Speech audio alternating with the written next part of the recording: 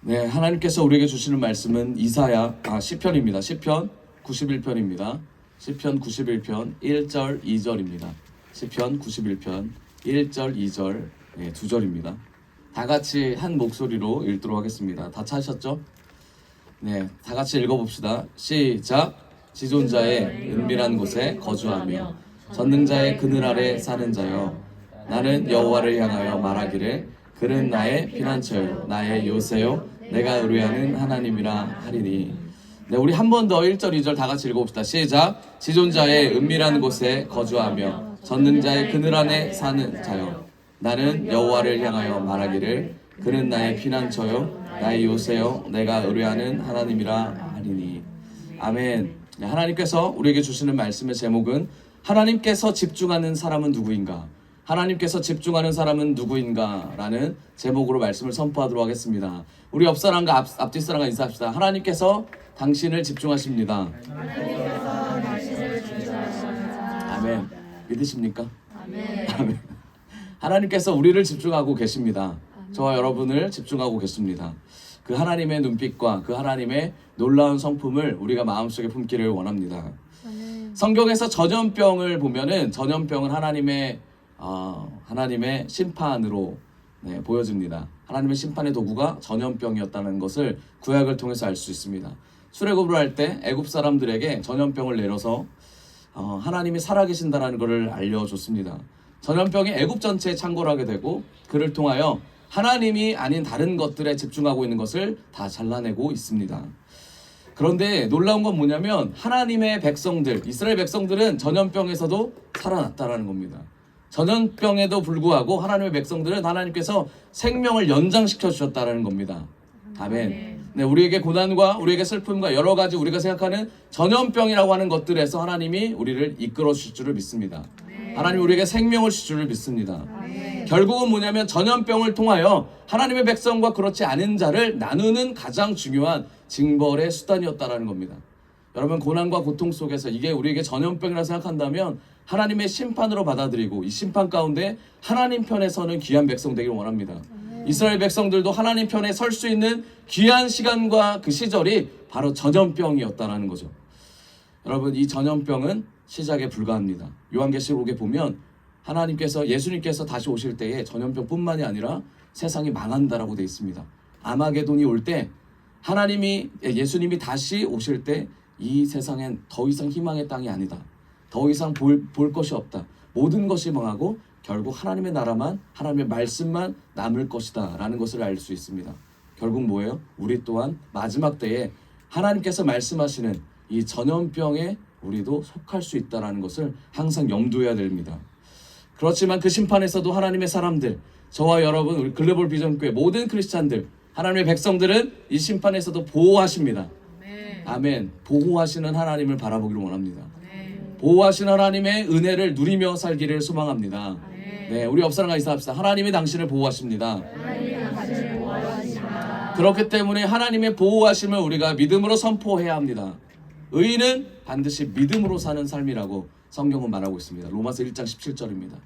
그러므로 의인은 믿음으로 사는 사람입니다. 믿음으로 살기를 원합니다.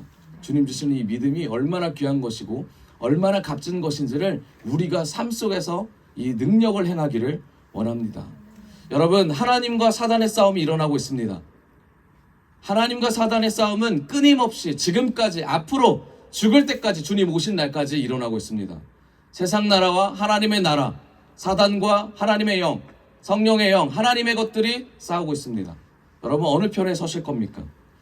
그러면 왜 이 싸움이 일어나고 있습니까? 이 싸움이 일어나게 된 이유와 목적과 결과에 대해 우리가 정확하게 안다면 이 싸움이 왜 우리에게 중요한지를 알 수 있습니다. 이 싸움을 통해서 하나님께서 원하시는 건 뭡니까? 사단이 원하는 건 뭡니까? 이 목적은 하나님과 우리가 더 가까워지는 데 있습니다. 사단은 그걸 방해하죠. 목적은 뭐예요? 우리와 하나님과 가까워지는 것을 방해하기 위해서 영적 전쟁을 일으켜 세상 나라로 끌어올려는 것이 누구의 계획입니까? 사단의 계획입니다. 어디로 보내려고? 우리의 영혼을 지옥으로 보내기 위한 사단의 계획입니다. 목표는 뭡니까? 말씀드렸듯이 하나님의 나라에 가지 못하는 영혼이 되도록. 그 영혼이 무슨 영혼이에요? 죽은 영혼입니다. 죽은 영혼. 여러분 하늘에서 풀리면 이 땅에서도 풀린다고 돼 있고 하늘에 매이면 이 땅에서 뭐한다? 매인다라고 되어 있습니다. 이 의미가 뭐죠? 하나님의 사람은 하나님과 동행하는 사람은 하늘의 것도 매이고 땅의 것도 매일 뿐만 아니라 하늘의 것도 풀리고 땅의 것도 풀릴 수 있다. 누구 때문에? 하나님 때문에. 여러분 우리가 하나님으로 인해서 주권이 하나님으로 바뀌어서 우리의 삶이 하나님께 속하는 귀한 백성 되길 원합니다. 우리의 성품과 우리의 부족함 때문에 사단의 편에 속하는 것이 아니고 우리의 부족함과 우리의 연약함 때문에 주님 편에 속하기를 원합니다. 아멘. 우리의 강함이 절대로 주님 편에 설 수 없습니다. 우리의 약함이 주님 편에 설 수 있음을 선포합시다. 그것이 하나님이 원하시는 것입니다. 결국 결과는 뭐예요? 결과는 승리의 결과는 주님께 속해 있습니다. 주님께 속할 때만 승리할 수 있습니다. 하나님께 속한 삶이 우리의 삶이 되고 우리에게 하나님께 속한 승리의 언어가 나오기를 원합니다. 승리의 행동이 나오기를 원합니다. 승리의 말과 행동을 통하여 우리를 만나는 모든 자들이 주의 말씀으로 승리가 입혀지는 귀한 역사 일어나기를 원합니다. 그러려면 믿음으로 서십시오. 말씀을 가지고 믿음으로 선포하십시오. 내 안에 있는 사단 나라가 세상 나라가 사라지는 귀한 역사를 맛보게 될 것입니다. 아멘. 아멘. 요한복음 8장 47절에 이 말씀을 뒷받침해주고 있습니다. 같이 읽어봅시다. 시작.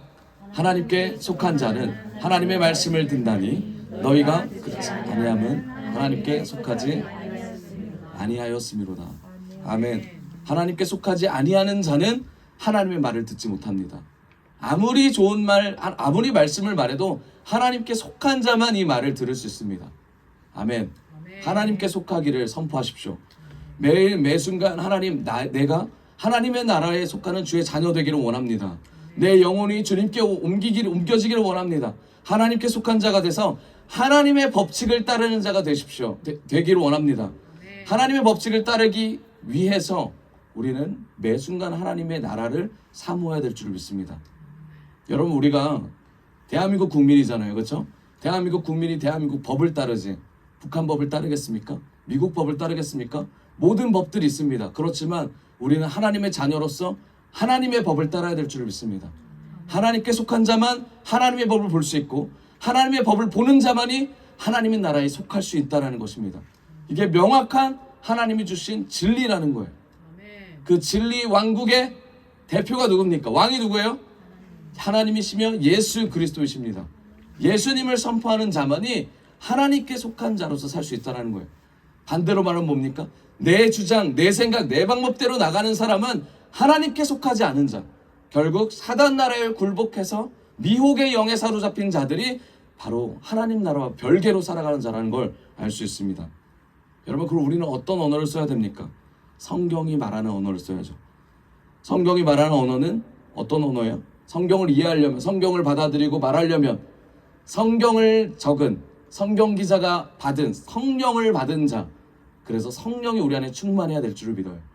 그래야 말씀이 읽혀지고, 그래야 말씀 가운데 주님의 말씀이 내 삶의 좌표로, 방향으로 나타날 줄을 믿습니다. 결국 뭐예요? 영적인 생계에 관심 없고 하나님의 나라에 관심 없고 하나님의 것보다 세상에 관심 있는 그 순간 우리가 좌표를 잃어버릴 뿐만 아니라 우리의 방향이 세상에 속할 수밖에 없습니다. 여러분, 이분법적으로 나누는 것이 아니에요.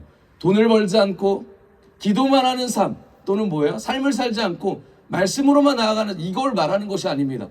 삶을 살고 돈을 벌고 세상 사람들과 관계하면서 나아갈 때 가장 중요한 게 뭐예요? 하나님의 백성으로 어떤 말을 하느냐, 어떤 것이 나의 가치와 기준이 되느냐, 그것이 성경이냐 아니면 세상이 말하는 사라질 것들이냐에 대한 문제라는 거죠. 삶을 사십시오. 삶을 사는 것이야말로 하나님의 나라를 바라보는 자의 자세라는 겁니다. 고린도전서 2장 13절입니다. 같이 한번 읽어볼까요? 고린도전서 2장 13절 있나요?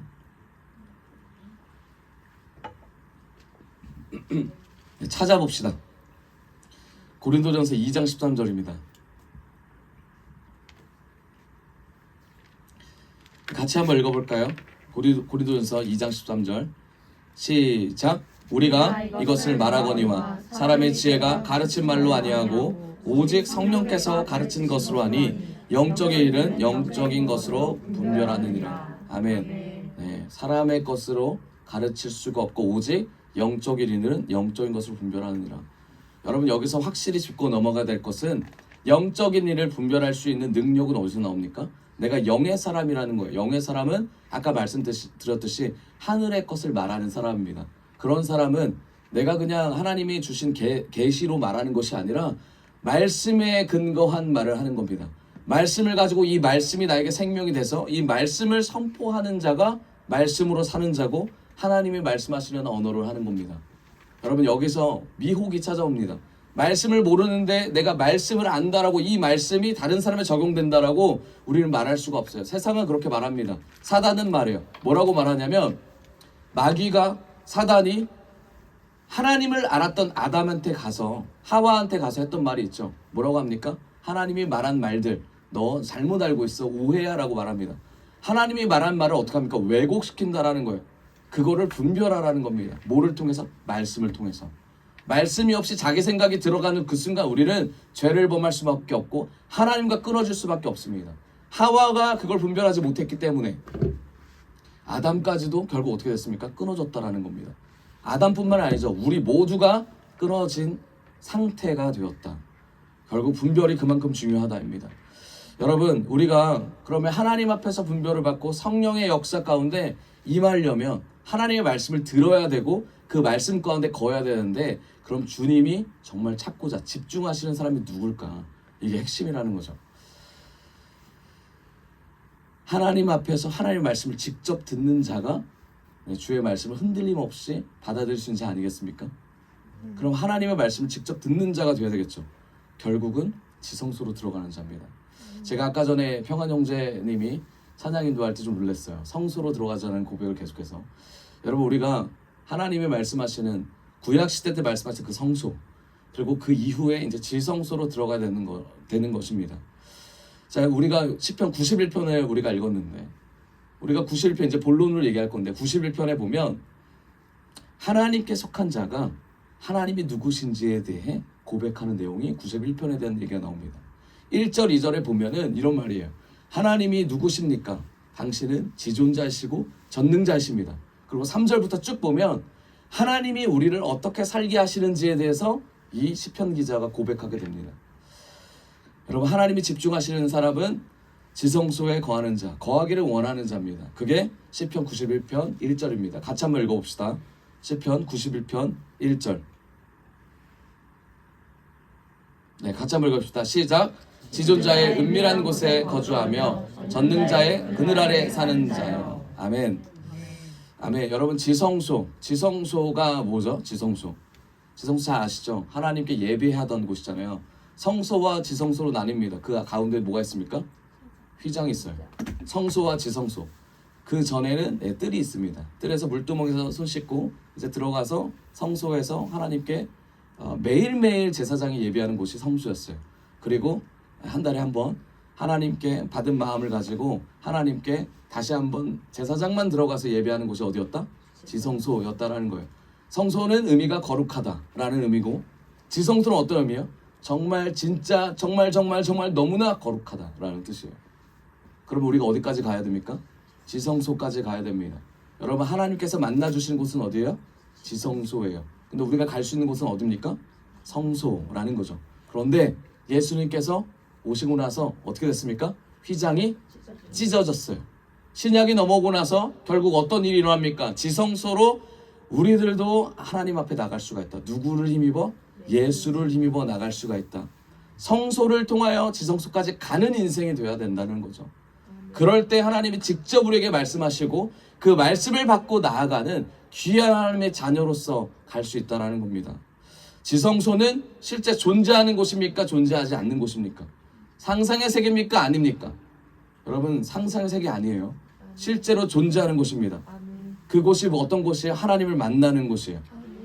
우리가 하나님을 사모하고 주님을 만나기를 원한다면 하나님이 만들어 놓으신 하나님이 말씀하신 지성소로 우리가 나갈 수 있어야 됩니다. 그런데 우리가 지성소에 관심이 있습니까? 지성소에 관심이 없어요. 주님 오시기를 바라고 전혀 그거에 관심 없이 살아갑니다. 여러분 그러면 지성소에 가기 전에 아까 뭘 거치라 그랬어요? 성소를 거쳐야 된다는 거죠.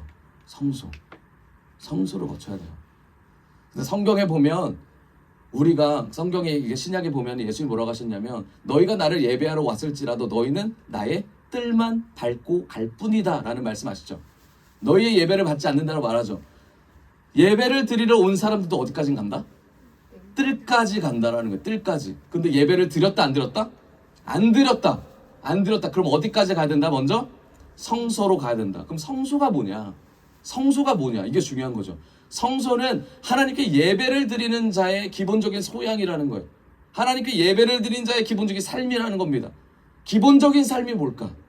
여러분 히브리서 9장 1절을 같이 읽어볼까요? 히브리서 9장 1절. 히브리서 9장 1절. 네, 있나요? 없어요? 찾아봅시다. 히브리서 9장 1절. 네, 제가 말씀을 준비하다가 계속 하나님 말씀 주셔가지고 이 말씀에 업데이트가 안 됐습니다. 네, 히브리서 9장 1절 같이 읽어봅시다. 시작. 첫 언약에도 섬기는 예법과 세상에 속한 성소가 있더라. 뭐가 있다고요? 세상에 속한 성소가 있다. 세상에 속한 성소가 있다라는 겁니다. 여러분 하나님께 속한 성소가 있어야 되는데 세상에 속한 성소가 있다라는 거예요. 좀 말이 좀 이상하죠, 그렇죠? 그럼 세상에 속한 성소가 뭘까? 여러분 세 번역에 보면 이 세상에 속한 성소가 여기 나중에 한번 보세요. 세 번역에 보면 땅에 속한 성소라고 되어 있습니다. 땅에 속한 성소. 그럼 이 성소 안에 뭐가 있냐면 히브리서 9장 2절입니다. 같이 한번 읽읍시다. 히브리서 9장 2절 시작. 예비한 첫 장막이 있고 그 안에 등잔대와 상과 진설병이 있으니 이는 성소라 일컫고 떡상과 등잔대와 진설병이 있습니다. 여러분 삶을 살으라는 거예요. 삶을. 이게 뭘 의미합니까? 이스라엘 백성들이 가나안에 들어가기 이전에 하나님께서 주신 삶에 대한 내용이 바로 떡상과 등잔대와 진설병이었다는 거예요. 먹고 기본적으로 이들이 함께 누렸던 것들이 여기 깔려 있다는 겁니다. 뭐예요? 삶을 살아라. 삶 가운데 하나님의 말씀에 율법을 따라라. 여러분 율법을 따라야 됩니다. 법을 지켜야 돼요. 하나님의 법을 지켜야 돼요. 지키기에 소망해야 돼요. 지성소에 들어가려고 노력해야 돼요. 하나님 백성이 되려고 무단히 노력해야 돼요. 무단히 주님 앞에 나아가야 됩니다. 나의 것을 버리고 예수로 채워지는 삶에 관심을 가져야 돼요. 말씀 보는데 게을러 하지 않고 기도하는 데 집중해야 되며 하나님의 나라가 무엇인지를 꿈꿔야 돼요. 하나님이 나를 지으신 이유, 비전이 뭘까? 내가 예배자로서 나아가는 이유가 뭘까? 매 순간 삶에서 오늘날 하나님 주신 계획이 뭐지? 이 질문이 우리에게 있어야 된다는 거예요. 그게 삶을 산다. 그 삶을 살아야 될 줄을 믿습니다. 그리고 나서 히브리서 9장 3절입니다. 같이 읽어봅시다. 시작. 또 둘째 휘장 뒤에 있는 장막을 지성소라 일컫나니 진짜 거룩한 곳으로 가야 된다 라는 거죠. 여러분 그럼 어떻게 갈 수 있을까요? 넘어가야 되잖아요. 넘어가는 힘이 뭘까요? 지성소를 건너가는 거룩의 힘이 뭘까요? 그거를 발견하는 힘이 뭘까요? 거룩까지 넘어가는 진짜 힘. 기도할 때 기도에 탄력받아서 등허리가 아플 정도로 소리 지르는 그 힘이 뭘까요? 그게 고난일까요? 그게 괴로움일까요? 그게 지침일까요? 삶을 살 수 없는 울부짖음일까요? 주님이 정말 그걸 원해서 지성소까지 이끄실까요? 히브리서 10장 19절입니다. 10장 19절 같이 한번 읽어봅시다. 네, 없어요 여기. 같이 읽어보셔야 돼요. 네, 히브리서 10장 19절 같이 한번 읽어봅시다. 시작. 그러므로 형제들아 우리가 예수의 피를 힘입어 성소에 들어갈 담력을 얻어. 아멘. 여러분 예수의 피를 힘입어 성소뿐만 아니라 지성소에 들어가는 담력이 우리에게 생길 줄을 믿습니다. 예수의 보혈의 능력이 세상 나라와 사단 나라를 멸할 뿐만 아니라 하나님께 가까워지는 가장 유일한 방법이라는 거예요. 그렇기 때문에 예수님이 십자가에 돌아가신 그리고 부활하신 그 능력이 엄청나게 절대적이라는 거예요. 우리의 헌신도 아니고 우리의 자랑도 아니고 우리의 나음도 아니고 우리의 선함도 아니고 오직 뭐다? 예수님이다. 예수의 보혈이다. 예수의 보혈의 능력이다. 이게 우리 안에 능력으로 나타낼 줄 믿습니다. 여러분 세상이 말하는 것은 안개 같은 거예요. 야고보서에 나오지 안개 같은 거예요. 허상이에요. 없어질 거예요. 그렇지만 푸른 마루 꽃은 마르지만 없어지지 않는 게 뭐예요? 말씀이에요. 히브리서 말씀이잖아요. 말씀이에요. 여러분 이 말씀이 예수 그리스도 이 말씀이 우리의 삶을 주관해서 지성소로와 주의 말씀과 주님이 기뻐하시는 소리를 듣기를 원합니다. 아멘. 그래서 그거야말로 새로운 살 길이다. 할렐루야. 아멘. 죽음밖에 없었던 우리 인생이 그거야말로 새로운 살 길이라는 걸로 알고 있습니다. 히브리서 10장 20절 같이 한번 읽어봅시다. 히브리서 10장 20절 시작. 그 길은 우리를 위하여 시장 가운데로 열어주신 새로운 살기 휘장과 그의 주체니라. 아멘. 아멘. 그 길은 우리를 위하여, 누구를 위하여? 저와 여러분들을 위하여 휘장 가운데로 열어놓으신 무슨 길입니까? 새로운 살 길입니다. 무슨 의미예요? 다른 길을 찾아라 말아라? 다른 길은 없다요. 없다. 성경에 나와 있어요. 없어요. 다른 길은 없다. 예수 그리스도의 힘입어 능력에 힘입어 담력을 가지고 나가지 않는 이상 다른 길은 있다 없다? 없다. 결국 다른 길은 없고 이 길을 갈 수 있는 방법은 예수의 보혈 뿐이다. 아멘. 이 길에 모두 들어가는 귀한 은혜가 넘치기를 원합니다. 휘장은 곧 그의 육체다. 결국 이 육체를 우리가 어떻게 받아들이고 이 육체 가운데 거하는 자, 예수님과 함께 죽고 함께 사는 갈라디아서 2장 20절의 삶, 그 삶이 우리 안에 들어왔을 때 우리의 인생이 바뀔 줄을 믿습니다.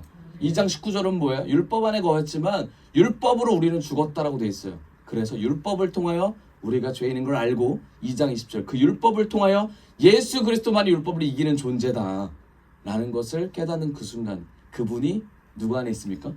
내 안에 있고 내가 그분 안에 거할 수 있는 것이 2장 20절 말씀입니다. 결국 예수 그리스도만이 답이다. 예수만이 모든 것의 진리다라는 것을 우리가 성경을 통해서 알 수 있어요. 휘장을 지나 그게 뭐예요? 예수님의 몸이라는 거예요. 예수님이 죽기 전에 성육신 하시기 전에 뭐 하셨어요? 떡을 떼셨죠. 떡을 떼시면서 하셨던 말이 있습니다. 뭐라고 하셨습니까? 이거는 내 몸이다. 내 몸을 먹어라. 포도주를 나눠주면서 하셨던 말은 뭡니까? 내 피다. 그만큼 이것이 중요하다라는 거예요. 여러분, 많은 사람들은 이게 가치가 없다라고 말합니다. 이미 죽은 사람, 이미 없어진 사람이라고 말을 하기도 해요. 근데 우리는 예수님의 보혈의 능력이 우리 안에 있음을 믿습니다. 아멘. 예수님의 몸이 우리 안에 있음을 믿습니다. 아멘. 이게 매일 매순간 하나님과 연합하는 삶이라는 겁니다. 아멘. 그럴 때 하나님께서 우리에게 은혜를 주십니다. 그럼 하나님께서 왜 이런 삶을 여셨을까? 왜 이런 삶을 자기 아들까지 죽이면서 우리의 영혼을 왜 끌어서 이런 비밀스러운 공간까지 만드셔서, 여러분 휘장이 몇 평인 줄 아세요? 휘장이 아니라 그 지성소가 7평도 안 돼요. 네, 지성소 성소 거기 안에가 7평밖에 안 됩니다. 거기를 왜 이렇게 이끄셨을까? 여러분 결국은 하나님의 약속을 이루기 위함이라는 거죠. 하나님의 약속이, 하나님 말씀하신 그 선포가 우리의 영혼을 향한 하나님의 사랑으로 작용하기 때문에 우리가 갈 수밖에 없다라는 거예요. 하나님이 여셨습니다. 여러분 여시는 그 과정에 참여하기를 원해요. 여러분 그럼 구약 사람들은 어떻게 참여했을까? 하나님께서 성소를 만들라고 하십니다. 그리고 나서 하나님께서 뭘 말씀하셨냐면 꺼지지 않는 불을 너네 만들어라. 그래서 불을 하고 꺼지지 않는 불을 주십니다. 불이 안 꺼져요. 근데 그 누가 꺼뜨렸어요? 아론의 두 아들이 꺼뜨렸죠. 그래서 죽었습니다. 여러분 아론의 두 아들이 불을 꺼뜨렸어요. 죽었어요. 그런데 그 두 아들이 죽고 나서도 아론이 어떻게 하죠? 제사를 드리죠. 하나님께 예배를 드립니다. 죽었음에도 불구하고 바로 제사 준비했단 말이에요. 자기 아들이 죽었음에도 불구하고. 왜 그랬을까요? 그건 하나님의 살아계심과 하나님의 약속을 붙잡았기 때문이에요. 누가? 아론이. 레위 지파가. 결국 우리에게 그 어떠한 환경과 상황이 있어도 놓치지 말아야 될 게 뭐다? 예배라는 겁니다. 놓치지 말아야 될 거는 하나님과 교제하는 거, 하나님과 연합하는 거, 나의 영혼이 살 수 있는 그 길로 계속 방향을 잡아 나아가는 거. 그게 삶의 예배죠. 구약에 그렇게 보여줍니다. 불을 내리고 나서 하나님께서 뭐라고 하셨냐면 제사장들에게 옷을 입으라 그래요. 제대로 된 옷을 입어. 그 옷이 뭡니까? 거룩한 옷이에요. 하나님이 주신 거룩한 옷으로, 거룩한 마음으로 주 앞에 예배하는 거. 그게 바로 지성소까지 들어가는 하나님의 놀라운 계획이라는 겁니다. 시편 91편 1절 지존자의 은밀한 곳에 거주하며. 결국 뭡니까? 하나님이 거주하는 곳, 지존자의 은밀한 곳에 우리 보러 거주하래요. 전능자의 아래에 사는 자요. 지존자는 어떤 사람이죠? 어떤 분이에요? 너무나 높으신 분이에요. 너무나 높으신 분. 여러분 하나님이 너무나 높으신 분입니다. 닿을 수가 없는 사람이에요. 우리의 노력과 우리의 생각으로 하나님은 절대로 알 수도 없고 볼 수도 없고 만질 수도 없는 놀라우신 하나님이십니다. 그 어떠한 피조물도 하나님과의 관계를 맺을 수가 없어요. 우리의 생각이 아무리 뛰어나도, 우리의 능력이 아무리 뛰어나도 그분과 닿을 수가 없어요. 그럼 우리가 그분과 어떻게 소통을 합니까? 어떻게 대화를 해요? 그분만이 우리에게 소통에 손을 내밀 수 있으신 분입니다. 맞죠? 아멘. 이사야 51장 15절. 자, 하나님이 집중하시는 분이 누굴까? 지극히 높으신 분 없나요? 네, 세 번요. 제가 읽을게요. 지극히 높으신 분, 영원히 살아계시며 거룩한 이름을 가지신 분께서 이렇게 말씀하신다. 내가 비록 높고 거룩한 곳에 있으니 겸손한 사람과도 함께 있고 잘못을 뉘우치는 회개하는 사람과도 함께 있다. 겸손한 사람과 함께 있으면서 그들에게 용기를 복두어주고 회개하는 사람과 같이 있으면서 그들의 상한 마음을 아물게 하여 준다. 아멘. 결국 뭘 얘기하는 거예요? 우리가 말할 수도 없고 우리가 듣는 입장이어도 우리는 누가 연결돼 있다? 하나님과 연결돼 있다라는 것을 말하고 있습니다. 주님이 누구에게 더 연결하신대요? 회개하는 자, 잘못을 뉘우치는 자, 겸손한 자, 그들에게 용기를 복돋아 주고 그들과 함께 하신다고 이사야 57장 15절에 했습니다. 나중에 한번 읽어보세요. 그분이 우리에게 오시는 이유는 아까 약속이라고 그랬어요. 약속. 이사야 57장 18절에 보면 사람의 소행이 어떠한지 내가 보아서 다 알고 있다. 하나님께서 말씀하십니다. 니네가 어떤 삶을 사는지 다 알아. 그러나 나는 그들을 뭐 하겠다? 고쳐주겠다. 그들을 인도하여 주며 도와주겠다. 슬퍼하는 사람들을 위로하여 주겠다. 아멘. 하나님께서 말씀하신 선포예요. 여러분, 하나님께서 말씀하셨는데 다른 데 가서 고침을 받겠다? 다른 사람에게 다른 것의 인도를 받겠다? 다른 사람, 다른 것으로부터 위로를 받겠다? 여러분, 이건 하나님이 말씀하신 것을 믿지 않는 행동이죠. 그렇기 때문에 하나님께 위로받고 하나님만이 우리를 고칠 수 있는 지존자이시며 완전하신 왕이심을 우리가 매 순간 고백하기를 원합니다. 이사야 51장 19절.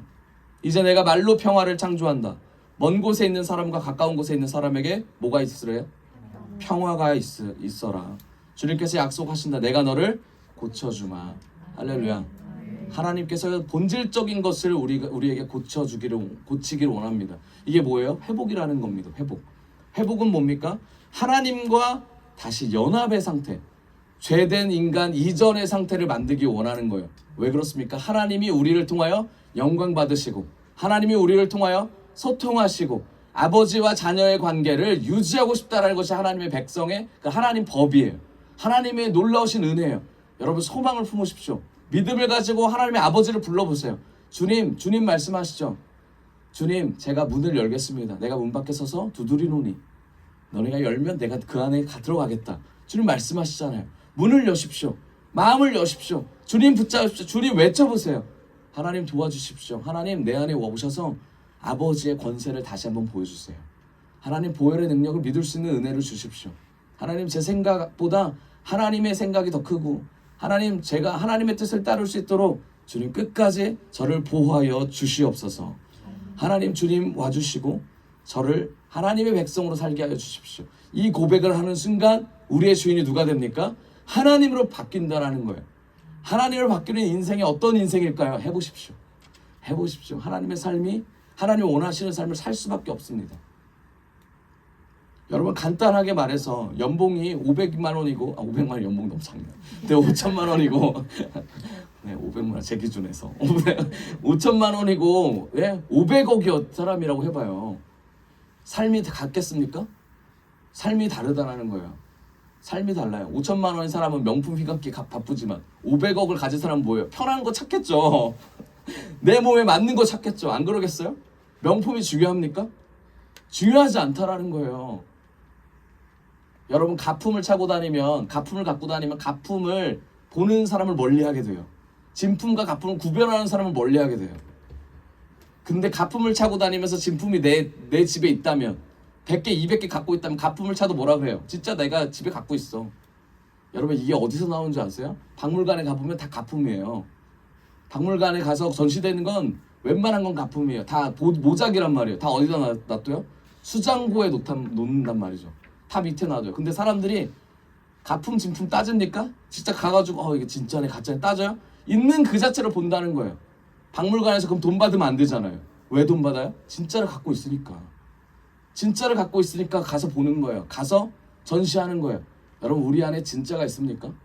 가짜로 우리 안에 예수를 만들어 놓고 주님을 만들어 놓고 산다면 우리 안에 주님 없다는 걸 발견하게 되는 순간 어떻게 돼요?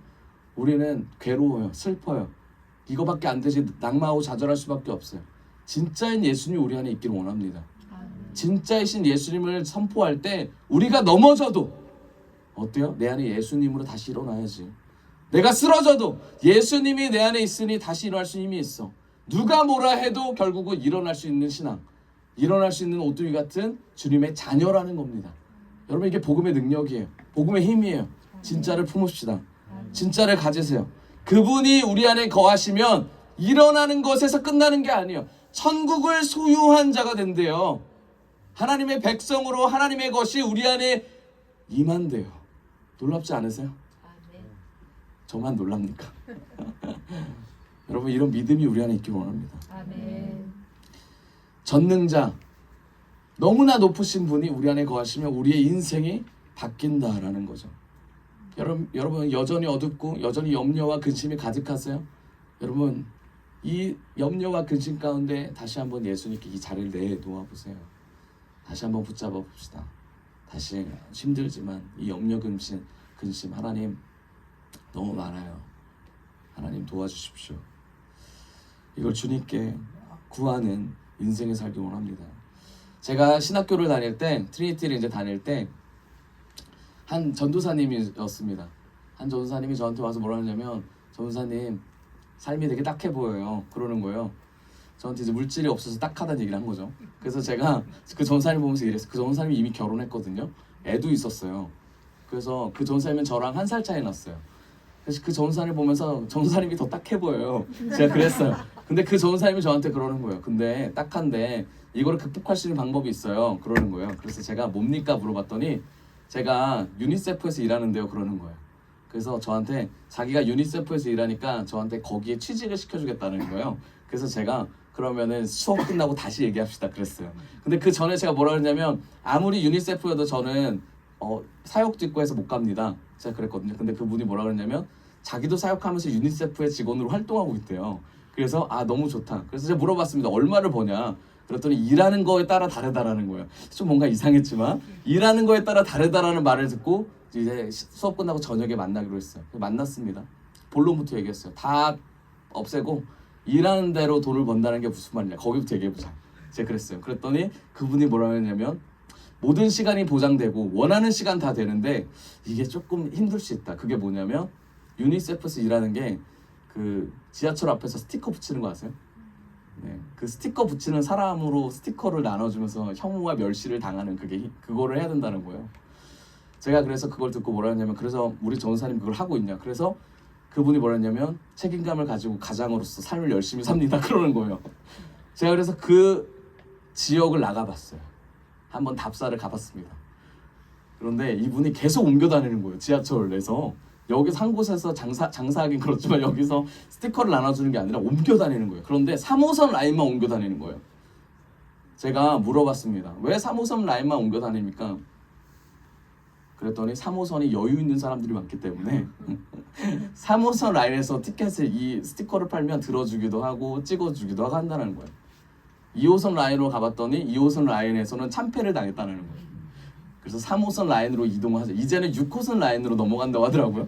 그래서 제가 그때 뭐라 그랬냐면 정말 이것이 정말 그 복음을 전하는 자에게 유익하냐 물어봤습니다. 그랬더니 그분이 복음을 전하는 자에 유익하대. 그래서 뭐냐면 자기가 스티커를 주면서 예수 믿으세요 하면은 크리스찬들이 그걸 듣고 스티커를 붙여준다는 거예요. 근데 불교인 사람들이 예수 믿으세요 하면 스티커를 2개 받고 그 스티커를 안 붙이고 가져간다는 거예요. 그러니까 영적인 전쟁이 거기부터 시작된다는 거죠. 그래서 기도하면서 계속 그 삶을 살았다라고 얘기하더라고요. 제가 그래서 그걸 했냐? 저 그걸 못했습니다. 왜냐면 토요일도 나오라고 그랬어요. 다른 날 다 괜찮은데 토요일이 아주 대목이어서 무조건 토요일 날 나와야 된다고 하더라고요. 근데 토요일 날 사역을 하고 있어서 못 나갔거든요. 근데 제가 최근에 얼마 전에 다시 연락이 됐습니다. 그분이 애를 둘째를 낳더라고요. 그래서 제가 그분이랑 통화하면서, 그분이 이제 목사님이 됐어요. 통화하면서 이런 말을 했습니다. 그렇게 힘들 때 그때 유니세프 소개해 주셔서 고맙다. 근데 유니세프에 못해서 좀 아쉽긴 하지만 요즘 어떻게 지내냐? 그랬더니 그분이 자기가 취직을 잘해가지고 좋은 교회에 취직을 해가지고 되게 하나님의 은혜를 되게 많이 줬다. 그래서 제가 물어봤습니다. 어떤 교회에 어떻게 취직했습니까? 물어보니까 이분이 다른 거 다 필요 없고, 목사님, 저 이제 목사님이니까 그분도 목사님 됐거든요. 목사님 시험 드실까봐 제가 지역만 말씀드릴게요 하더라고요. 그래서 제가 물어봤습니다. 지역이 어딥니까? 그랬더니 양재동입니다. 그러는 거예요. 그래서 제가 이 말씀 왜 드리냐면 우리가 이 대화 자체가 굉장히 웃기잖아요. 근데 이분이 삶을 살면서 목적이 분명했어요. 뭐였냐면 이분도 이제 영어를 그렇게 잘하시는 분이 아니었어요. 저랑 같이 함께 이제 밥 먹고 영어에 대한 고민을 많이 하던 분인데, 이분의 마음속에 항상 뭐가 있었냐면 내가 왜 이 길을 걸어가야 되냐, 내가 왜 이 삶을 살아야 되냐, 내가 왜 하나님이 말씀하신 이 길에서 이렇게까지 힘들게 나아가야 되냐. 근데 결국 우리가 말했던 대답은 뭐였냐면 예수가 우리 안에 있기 때문이다. 예수를 더 지키고 예수 안에 거하는 것이 우리의 삶의 목표이기 때문이다 라는 결론을 내렸습니다. 여러분, 우리가 예수 안에 거한다라는 것은 우리의 삶에 예수를 드러내는 삶에, 그게 어떤 일을 하든지 간에 예수를 위한 삶, 예수를 향한 삶, 이걸 놓치지 않기를 원합니다. 그런데 많은 사람들이 세상을 선택합니다. 삶을 살려고 돌아가요. 그런데 예수를 놓친다라는 거죠. 예수를 버린다라는 거예요. 예수와 관계없이 삶을 산다라는 겁니다. 그렇기 때문에 하나님이 우리 안에 거하시는 것을 막아요. 우리 스스로. 세상의 것이 들어오니까. 여러분, 제가 여러분들에게 순교를 하실 수 있겠습니까? 라고 물으면 순교하실 수 있겠어요? 네. 못하신다는 분이 계시네요. 네. 네. 순교라는 게 뭐죠? 정말 칼을 들이대고 총을 들이댔을 때 죽을 수 있는 각오가 순교입니까? 거기까지 가는 것도 너무나 어렵잖아요. 진짜 순교는 뭐냐면 매 순간 나를 부인하는 그 자세와 태도예요. 예수를 초청하는 그 순간 내 안에 예수님이 들어오는 그 순간이 순교랍니다. 여러분, 순교하는 인생 살기 원해요. 하나님이 우리 안에 들어와서 순교하는 귀한 은혜를 맛보길 원합니다. 여러분, 91편 시편 91편 1절에 예수 안에 거하는 거, 은밀한 곳에 거한다는 건 뭐예요? 시편 40편 8절입니다. 나의 하나님, 내가 주님의 뜻 행하기를 즐거워합니다. 뜻 행하기를 즐거워하는 자가 주의 말씀을 듣는 자, 집중하는 자예요. 하나님께서 주님의 법을 내 마음속에 간직하고 있습니다. 간직하는 자죠. 9절입니다. 나는 많은 회중 앞에서 주님께서 나를 구원하신 기쁜 소식을 전합니다. 전하는 자입니다. 주님께서 아시듯이 내가 입을 다물고 있지 않을 것입니다. 하나님을 높이는 자죠. 10절, 나를 구원하신 주님의 성실하심과 구원을 말합니다. 나와 하나님의 관계, 내가 변화된 것을 말할 수 있는 사람, 전도자의 역할을 하는 사람입니다. 주님의 한결같은 사랑과 그 미쁘심을 많은 회중 앞에서 감추지 않을 것입니다. 내가 나된 것은 다 하나님의 은혜라고 선포하는 자입니다. 이게 40편을 다윗이 말하는 내용이에요. 하나님의 생각을 바로 받아들이고 하나님이 말씀하시는 것을 선포하는 자, 이게 다윗의 삶이었다는 겁니다. 우리의 삶이 다윗의 삶처럼 되기를 원합니다. 그런데 이 삶을 살 때 우리가 할 수 없다, 우리가 죄된 사람이다, 죄인이 어떻게 사냐라고 우리 마음속에 계속 정죄함이 들어와요. 이 정죄함을 어떻게 이길 것인가? 주의 말씀을 붙잡았음에 불구하고 나의 과거의 삶과 앞으로의 미래의 삶 가운데 죄된 인간으로 삶이 너무나 죄악스러운 삶을 살아서 주님과 연합하지 못하는 고통이 너무나 찾아올 때가 있습니다. 시편 40편 12절, 이루다 헤아릴 수도 없이 많은 재앙이 나를 에워쌌고 나의 죄가 나의 덜미를 잡았습니다. 다윗의 고백입니다. 눈앞이 캄캄합니다. 나의 죄가 내 머리털보다도 더 많기에 나는 희망을 잃었습니다. 13절, 너그럽게 보시고 나를 건져주십시오. 주님, 빨리 나를 도와주십시오. 16절, 그러나 주님을 찾는 모든 사람은 주님 때문에 기뻐하고 즐거워할 것입니다. 주님께서 구원하여 주시기를 바라는 사람은 쉬지 않고 이르기를 주님은 위대하시다 할 것입니다. 17절입니다. 나는 불쌍하고 가난하지만 주님 나를 생각하여 주십시오. 주님은 나를 돕는 분이시고 나를 건져주시는 분이니 나의 하나님 지체하지 말아 주십시오. 이게 우리의 고백이 돼야 될 줄 믿어요. 결국 지성소로 들어갈 수 있는 사람은 아까 말씀드렸듯이 예수께 자기의 죄를 고백하는 사람, 예수와 연합하는 사람, 예수의 죽음과 예수의 삶이 나의 죽음과 예수와 함께하는 삶이 되어야 된다는 겁니다. 나의 죄를 하나님께 아뢰고 하나님을 초청하는 것만으로도 거룩해질 수 있다는 거죠. 결국 거룩이 뭡니까? 분리라는 거예요. 세상과의 분리가 거룩이죠. 거룩. 세상과의 분리를 선언할 때 하나님의 회복이, 휘장이 찢어지는 그 기쁨을 우리가 삶에서 받을 수 있습니다. 여러분 이 사실을 믿으십니까? 이 사실이 우리에게 능력으로 작용합니까? 하나님을 높이십시오. 하나님의 영광을 높이십시오. 하나님이 우리를 살리시고 계시다라는 사실을 선포하십시오. 내 자신에게 먼저 선포하십시오. 여러분 그럴 때 믿음의 감격이 사라지지 않아요. 믿음의 감격이 사라진 이유가 뭐냐면 다른 것이 나를 살린 게 아닌가? 이게 우연적인 일이 아닌가? 하나님보다 이게 내 능력이 아닌가? 라는 생각이 들어올 때 믿음이 줄어들 수밖에 없습니다. 믿음 앞에서 집중하기를 원합니다. 단마음으로 하나님 바라보기 원합니다. 단마음이 없어지는 다른 용어가 뭐야? 산만해진다는 거야. 산만해진다. 세상의 것을 바라보고 나를 바라보고 내 생각으로 뭔가를 파악하려고 하는 이 산만함, 여러분 주님 앞에서 다 태워 없어지기를 원합니다.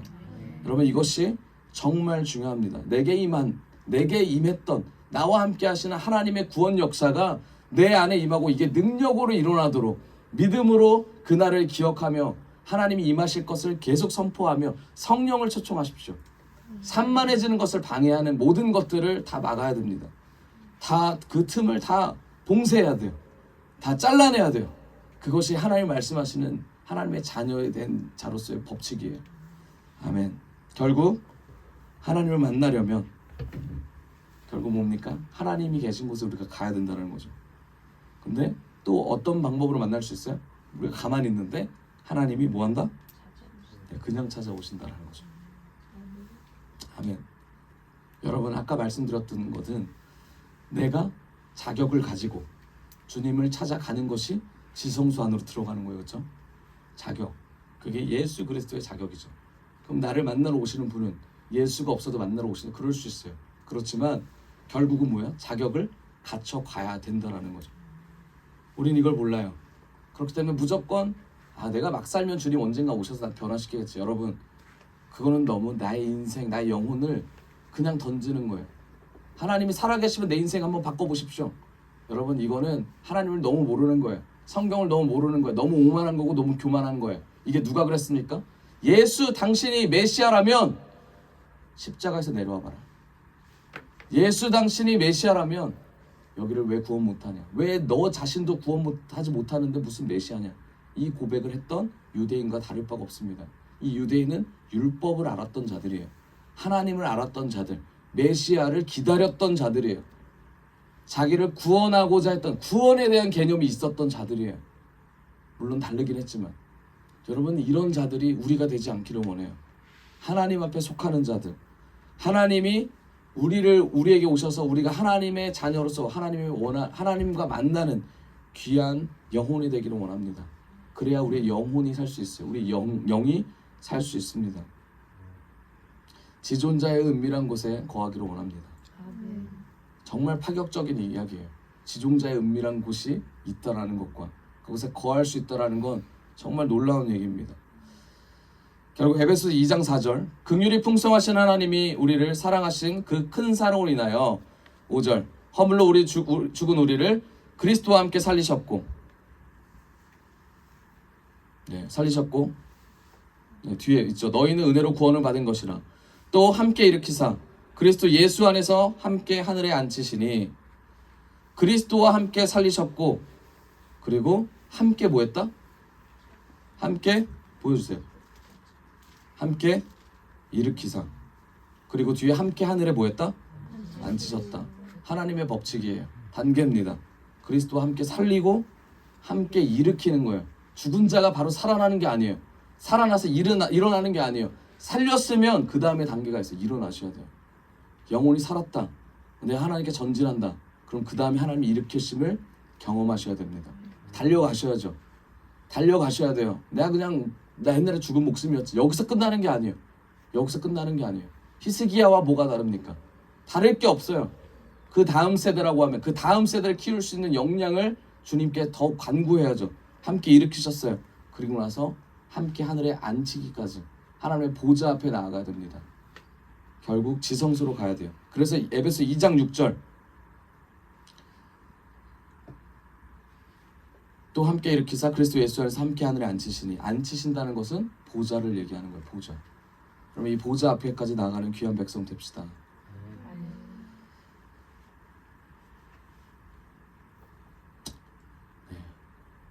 하나님께서 우리에게 말씀하고자 하는 건 하나님의 백성으로 사는 삶이에요. 하나님의 은혜가 우리에게 임하기 원합니다. 굉장히 고민하고 있어요. 네. 굉장히 많이 준비했는데, 네.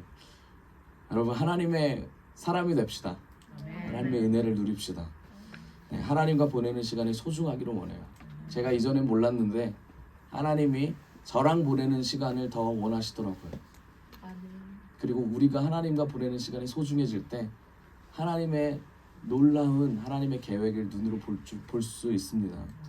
그리스도가 내 안에 있는 것을 인식하는 자, 그리고 내가 그리스도의 자녀라는 것을 인식한 자, 그 자가 하나님의 생명대로 살 수 있습니다.